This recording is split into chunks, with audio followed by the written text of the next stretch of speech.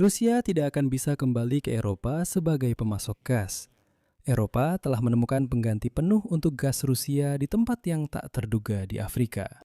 Tiga negara Afrika, Aljazair, Niger, dan Nigeria, telah memulai pembangunan proyek besar pipa gas Trans-Sahara Gas Pipeline yang akan memasok hingga 30 miliar meter kubik gas alam per tahun ke Eropa. Proyek seperti ini dianggap sebagai salah satu elemen utama diversifikasi pasokan energi Uni Eropa di tengah penolakan terhadap gas Rusia. Dan yang penting, ini bukan sekadar pembahasan lagi. Negara-negara tersebut sudah mulai melaksanakan proyek ini langsung di lapangan.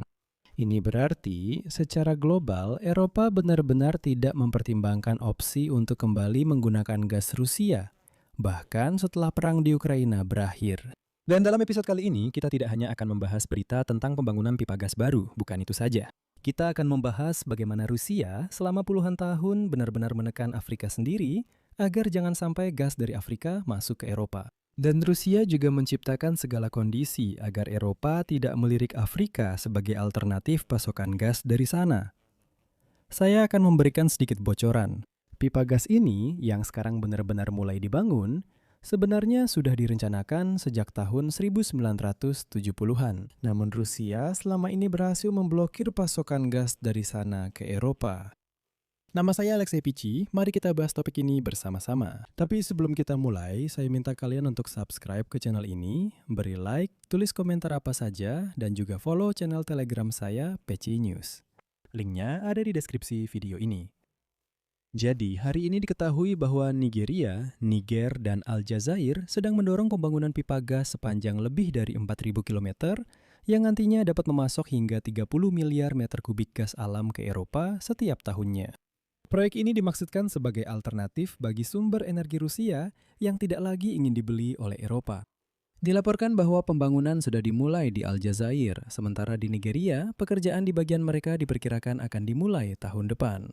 Hal ini menandai kemajuan dalam pelaksanaan salah satu proyek energi terbesar di Afrika. Tujuan dari pipa ini adalah untuk mengangkut gas Nigeria melalui Niger ke Aljazair, di mana pipa tersebut akan terhubung dengan infrastruktur yang sudah ada untuk masuk ke pasar Eropa. Di sana, pada dasarnya, dari Aljazair, gas tersebut kemudian akan dialirkan ke Italia, Spanyol, Portugal, dan secara umum ke wilayah Mediterania. Pada dasarnya, pembangunan bagian pipa gas Trans-Sahara di Aljazair merupakan kelanjutan dari rencana jangka panjang untuk mengangkut gas Nigeria melalui Niger ke pasar Eropa. Jika sebelumnya proyek ini dihambat oleh Rusia, sekarang tidak ada lagi hambatan. Dan menariknya, sebelumnya Rusia selama bertahun-tahun mendestabilisasi negara-negara Afrika agar mereka tidak memiliki kesempatan untuk mengembangkan potensinya dan tidak bisa menawarkan gas mereka ke Eropa. Sementara itu, Rusia sendiri terus membangun pipa gas baru ke Eropa itu sendiri. Ini adalah rencana licik untuk menjadi monopolis dalam pasokan sumber energi ke pasar Eropa. Tetapi setelah dimulainya perang besar-besaran melawan Ukraina, skema ini runtuh, dan nanti kita akan membahas skema ini lebih detail.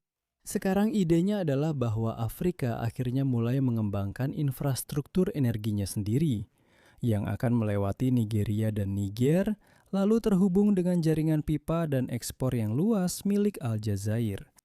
Pipa ini dirancang dengan panjang 4.128 km dari kota Wari di selatan Nigeria, kemudian melewati seluruh wilayah Niger hingga ke pusat gas Hasirmel di Aljazair.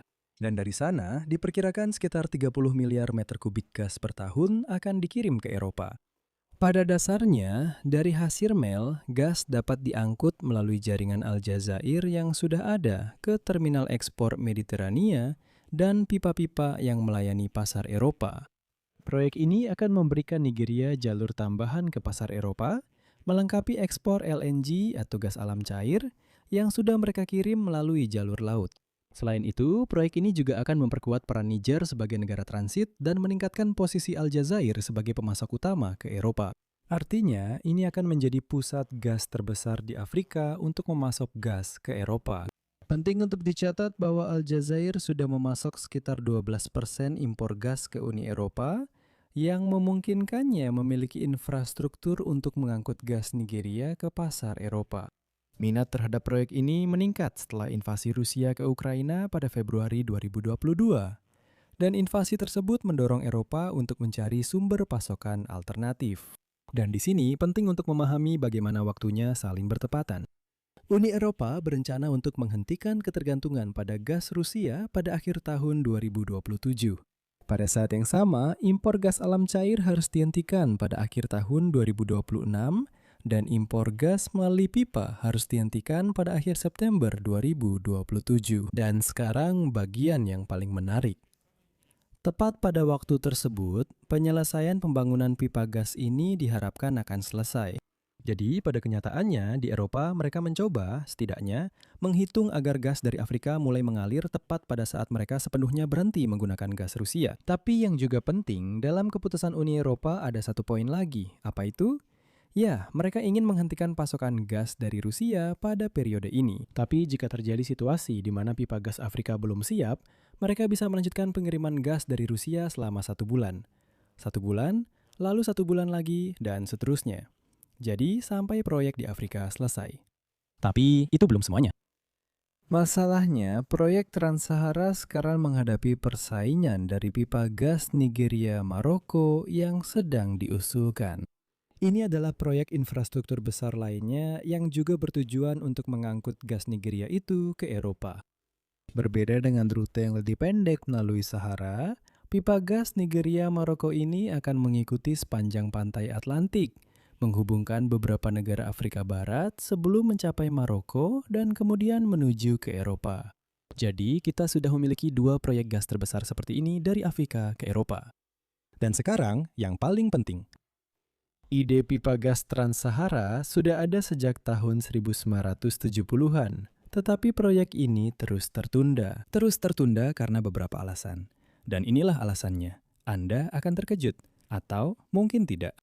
Alasan pertama adalah gas Rusia yang murah. Selama beberapa dekade, Eropa, terutama Jerman, mengandalkan kontrak jangka panjang dengan Federasi Rusia.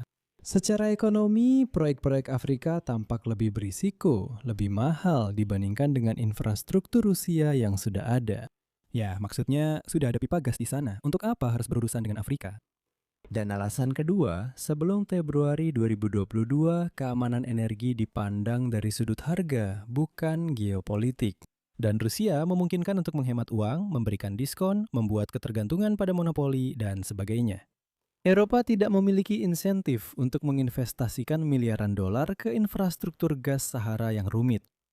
Dan yang paling penting adalah ketidakstabilan yang terus-menerus di Nigeria dan Afrika Utara membuat proyek ini terlalu beresiko bagi investor swasta. Jadi di sana selalu ada perang, kerusuhan, dan sebagainya. Sehingga para investor swasta berpikir, waduh, sepertinya tidak layak menanamkan miliaran dolar untuk membangun pipa gas di sana, karena di sana selalu ada perang. Sekarang coba ingat, siapa yang selama bertahun-tahun mendukung destabilisasi situasi di Nigeria dan Afrika Utara? Benar, Moskwa. Rusia sudah lama menggunakan strategi penahanan lunak dan keras terhadap para pesaingnya. Penguatan pengaruh militer Federasi Rusia di wilayah Sahel, yaitu Mali, Burkina Faso, dan Niger, telah menciptakan zona-zona ketidakstabilan. Dan ketika terjadi kudeta di Nigeria, kekuasaan selalu diambil alih oleh rezim militer atau junta militer yang entah kenapa berorientasi ke Moskow. Para investor barat pun pergi, dan proyek-proyek energi di sana terus-menerus dibekukan. Selain itu, upaya seperti ini sudah beberapa kali dicoba. Selain itu, Rusia secara aktif menawarkan negara-negara Afrika proyek kerjasama alternatif melalui Gazprom, Rosatom, Rosneft, dan lain-lain, dengan janji teknologi sebagai imbalan atas penolakan integrasi dengan jaringan Eropa. Tujuannya adalah untuk mencegah munculnya pemasok alternatif di pasar Eropa. Dan yang paling menyedihkan, selama bertahun-tahun Rusia berhasil melakukannya. Namun bagian paling sinis dari strategi orang Rusia ini adalah begini. Selama bertahun-tahun, Rusia menyebarkan narasi informasi tentang neokolonialisme Eropa yang membuat para elit lokal menentang kesepakatan energi jangka panjang dengan Uni Eropa. Tapi semua orang masih ingat demonstrasi orang Afrika melawan neokolonialisme Prancis ini. Ingat, demonstrasi dan protes itu di mana orang-orang mengusir Prancis lalu berkata, biarkan orang Rusia masuk, kita akan bekerja sama dengan Rusia. Itulah tujuan semua ini dilakukan. Oleh karena itu, pembangunan pipa gas lintas Sahara adalah tanda bahwa Eropa akhirnya beralih dari kata-kata ke tindakan nyata dalam hal kemandirian energi. Dimulainya pembangunan bagian pipa di Aljazair dan rencana Niger untuk tahun depan menunjukkan bahwa ketakutan terhadap pemerasan energi lebih besar daripada ketakutan terhadap risiko investasi di Afrika. Bagi Eropa, ini adalah kesempatan untuk benar-benar melepaskan diri dari Rusia, dan bagi Afrika, ini adalah kesempatan untuk menjadi investor kunci, menjadi pemain di pasar energi dunia. Bayangkan saja apa yang akan terjadi pada Afrika jika benar-benar menggantikan Rusia sebagai pemasok utama gas ke Eropa. Dan yang penting, proyek-proyek ini akhirnya mulai direalisasikan. Di sini saya akan mengakhiri. Tulis pendapat dan kesimpulan Anda di kolom komentar di bawah episode ini. Jangan lupa subscribe channel ini, tekan lonceng, dan beri like. Itu saja untuk hari ini. Jaga diri Anda, sampai jumpa.